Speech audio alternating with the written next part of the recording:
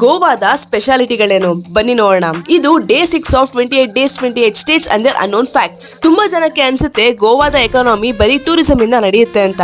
ಆದ್ರೆ ಗೋವಾದ ಎಕಾನಮಿಯಲ್ಲಿ ಟೂರಿಸಂ ನ ಕಾಂಟ್ರಿಬ್ಯೂಷನ್ ಬರೀ 16% ಅಷ್ಟೇ ಇರೋದು. ಇಂಡಿಯಾದ ಬರೀ 3 ಜಾಗದಲ್ಲಿ ಗ್ಯಾಂಬ್ಲಿಂಗ್ ಲೀಗಲ್ ಆಗಿರೋದು. ಗೋವಾನು ಕೂಡ ಇದರಲ್ಲಿ ಒಂದು. ಇದರಿಂದ ಇಲ್ಲಿನ ಗವರ್ಮೆಂಟ್ ಗೆ ಪ್ರತಿ ವರ್ಷ ಕೋಟ್ಯಾಂತರ ರೂಪಾಯಿ ಕಸಿನೋದ ಟ್ಯಾಕ್ಸ್ ರೂಪದಲ್ಲಿ ಸಿಗುತ್ತೆ. ನಮ್ಮ ಟೂತ್ ಬ್ರಷ್ ಹಾಗೆ ಮೌತ್ ವಾಶ್ ತಯಾರಿಸೋ ಕಂಪನಿ ಕೋಲ್ಗೇಟ್ ನ ಒಂದು ದೊಡ್ಡ ಫ್ಯಾಕ್ಟರಿ ಗೋವಾದಲ್ಲಿದೆ. ಗೋವಾದಲ್ಲಿ 92 ಜಿನ್ ಹಾಗೆ ವಿಸ್ಕಿಯ ಡಿಸ್ಟಿಲರೀಸ್, ವೈನರೀಸ್ ಮತ್ತೆ ಬಿಯರ್ ತಯಾರು ಮಾಡುವಂತಹ ಬ್ರೀವರೀಸ್ ಗಳಿದೆ. ಗೋವಾದ 20% ಎಕಾನಮಿ ಹಾಗೆ 25% ಜನ ಮೈನಿಂಗ್ ಮೇಲೆ ಡಿಪೆಂಡ್ ಆಗಿದ್ದಾರೆ. ಇಷ್ಟು ದೊಡ್ಡ ಲೆವೆಲ್ ಅಲ್ಲಿ ಗೋವಾದಲ್ಲಿ ಮೈನಿಂಗ್ ಆಗುತ್ತೆ. ಗೋವಾದಲ್ಲಿ ಝೈಡಸ್ ಮತ್ತೆ ಸಿಪ್ಲಾದಂತಹ 120 ದೊಡ್ಡ ಫಾರ್ಮಾ ಕಂಪನೀಸ್ ಗಳಿದೆ.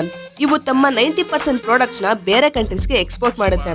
ಹಾಗೆ ಬರೀ ಈ ಫಾರ್ಮಾ ಕಂಪನೀಸ್ ಗಳು ಗೋವಾದ ಎಕಾನಮಿಗೆ 25% ಕಾಂಟ್ರಿಬ್ಯೂಷನ್ ಕೊಡುತ್ತೆ. ಇದೇ ರೀತಿ ಇನ್ಫಾರ್ಮೇಟಿವ್ ವಿಡಿಯೋಸ್ ಗಳ ಡೈಲಿ